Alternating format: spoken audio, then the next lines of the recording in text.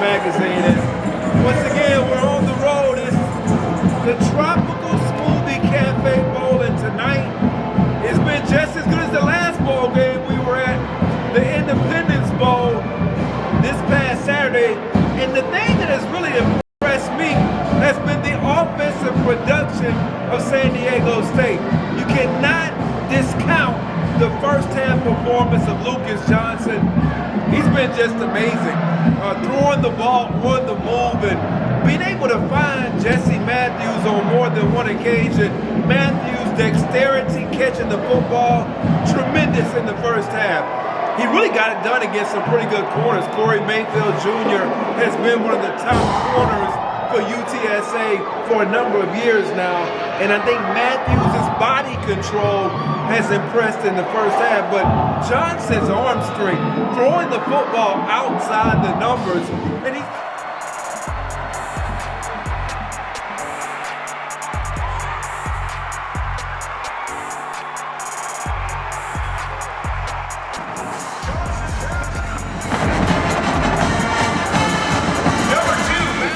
he's got some offensive linemen that give him some help. William Dunkel inside, a behemoth. He struggled in the first half. 3 penalties, a couple of false starts, even had a personal foul. He plays nasty. We like that. He's a road grader, has to improve in pass protection.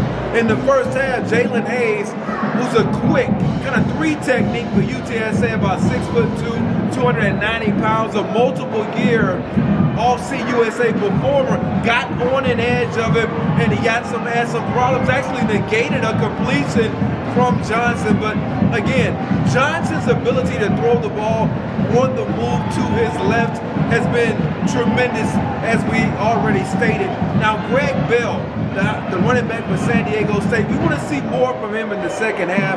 He's one of the top backs in the Mountain West Conference. He has the ability to be able to make the quick, smooth slide cuts and get back vertical. Hasn't been able to kind of get past some of these defenders that UTSA has. And one of those guys who I like quite a bit, Jamal Ligon, he's been tremendous in the first half. Rangy, a guy that really can get it done in coverage as well. Changed his number to number 8, and it's been 8 is enough, because I tell you what, his range is impressive, but also his football IQ. Antonio Parks has been impressive in the first half, doing a good job in coverage, actually on a box fade that they tried to throw to Matthews near the end of the first half. All over it was Parks.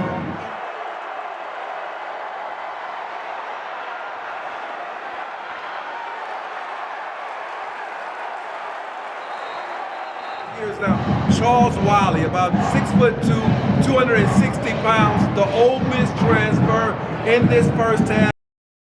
Going up against a tackle is Zachary Thomas, who has been one of the top tackles in the Mountain West Conference as well, and a multi-year starter for the Aztecs. The electricity from Wiley, the energy, the swag, all there in the first half. He's a power player. In fact, sometimes he almost gets a little bit too, I would have to say, rambunctious, because he ran over Thomas one time, and that allowed Johnson to break contain. He's got to get himself under control once he gets up the field. But closing from the backside, he had a tackle for loss. He's also been somebody that over the years has consistently gotten into the backfield to make plays. So in the second half, what will Wiley do to try to close this game out? And I guess we got to start off by continuing what we had talked about in the first half. Who were some of those guys?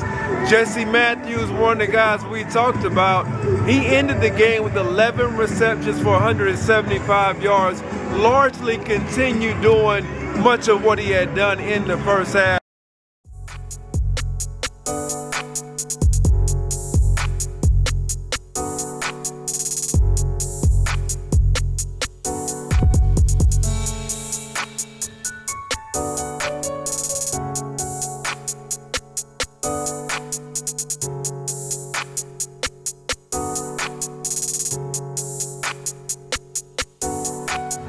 One player that I don't want to leave here and not talk about is Ahufitu Maka, the center for UTSA, a thicker player at about 6'3", 320 pounds, and he plays heavy.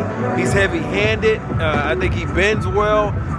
Watching this UTSA offensive line and warm-ups was very impressive. Spencer Burford, a Senior Bowl participant in 2022, has been another one of those players that's a program identifier when you talk about the Roadrunners. And a lot of what it is for him is good footwork. I think he's got range. He can get out and do some things in space. And hand placement is something I think for him has been erratic at times. I thought tonight he played pretty well. For the most part, Cameron Thomas, one of the Mountain West Conference's best players, was pretty silent, and you have to at least give part of that credit to Burford. There's some receivers for UTSA that we want to talk about, and the number one guy is a guy that pretty much every week has kind of shown up since he's got on campus, and that's Zakari Franklin, the body control. Didn't do much in the first half. He did catch a touchdown here in the second half, but it was his skill, being able to catch away from his frame. He's got a spider web type wingspan, basketball player on grass.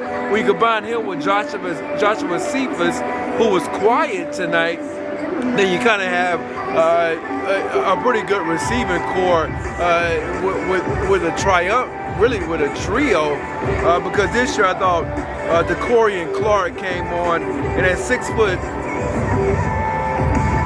210 pounds, played, I thought, a physical brand of football, pretty decent blocker on the perimeter. He's also somebody that can twist his body to make some spectacular catches. Go no further or look no further than the first quarter when he leapt up and was able to sky over the defensive back for a touchdown and keep both feet in bounds. Also kept both feet in bounds on a roughing the passer penalty later on against the quarterback for UTSA, Frank Harris, who, what a year it was for him. 25 touchdowns, 5 interceptions coming into tonight, and I thought he played pretty solid. In a San Diego State secondary that has some players stand out, I want to start off by talking about Taylor Hawkins, a 6'1", 200-plus pound senior. Harris went at him relentlessly, and he stepped up time after time. They went after him down the field. He found the ball at times. He competed. Both of the corners actually did a pretty good job. He, along with Branch, of competing through the hands of the UTSA wide receivers. So when you have the corners outside competing, it opens up your safeties. And they had a performance from C.J. Baskerville that ended up getting him or garnering defensive MVP honors, including one interception when he jumped off the hash and made a play away from his body where he kind of hung in the air like he was also playing volleyball and about to spike it. But he's got leaping ability. He's also somebody that showed up in run support. Now, there were a couple of missed tackles, but for the most part, he also showed up in run support pretty well. Now, the other guy that I want to talk about is Keyshawn Banks. Had a couple of penalties tonight, or at least one. A power player who had his moments. I wanted to see how he would match up also against Mekhi Hart, who's that other tackle for UTSA, and Burford. Banks is a player that can play a little bit inside, maybe projects as a forward technique at the next level because of his size. He's somebody, as you continue to watch him develop, will he ever take the next step? Remember, in 2019, double-digit tackles for losses. Some people feel like this was a better year this season than even last season. No sacks in 2020 and 5 tackles for loss. One of the best punter maybe in the history of the NCAA for a season, Matt Ariza. He didn't impress much in the first half punting, but he did have an outstanding field goal, or he knocked down a field goal with 2 seconds to go in the first half. And on kickoffs, he's been kicking the ball through the back of the end zone. So what will Ariza do? Will the game come down to him, or maybe Hunter Duplessis, who's also one of the better kickers in CUSA football and the nation? Big leg, and has been getting it done for quite some time at UTSA. How will he perform in the second half? One guy who may hear his name called and maybe the next tight end that comes out of San Diego State is Daniel Bellinger. Now, I liked him going all the way back to the BYU game in 2019 that I did. And the thing I like about him is his size. They move him around relentlessly to figure out coverage and kind of spell it for Lucas Johnson. And one of the things that they occasionally use him on a tight end screen just to get him involved. They'll give him some stuff in the flats. He's a space blocker, but he's a good inline blocker as well. And that's something that you don't get that much anymore. Bellinger's a guy that's got to have to learn to win in the short areas in terms of the routes, being able to get some separation. He's going to have to be a box out guy. Not necessarily, I think, a guy that will stretch the seams, but he has enough build speed that if you can get him going down the field, he can do some things catching it away from his body. Now, on the other side, they also have a pretty good tight end when you talk about UTSA, and this guy is kind of on his way in terms of at least being able to potentially take the next step, and that's Oscar Gardenas. Now, he made a couple of plays down the seam, one in traffic with an outstanding throw by Harris in the first half, a kind of a bend seam, and he caught that in between over the linebacker. He threw it over the linebacker and in front of the safety. What a victory it was for Brady Hoke. 12 wins. This team didn't even have their stadium finished being built this year, but they were able to get the 12th win, and they've been pretty consistent all year. They beat Nevada, a team that some people thought they wouldn't be able to score with. They did that. You can go on and on about the different victories that they've had. They've all seemed to be of a different type of brand at the right time. And I think that's the reason why this team is pretty much kind of paved its own way and done it its own way for the better part of Brady Hoke coming here now, replacing Rocky Long. It's defense, special teams, defense, run. Tonight they threw it. And so they can play however you want to play. Season high in points tonight. Give Brady Hoke and his staff credit on the San Diego State Aztecs are one of the better football teams in America.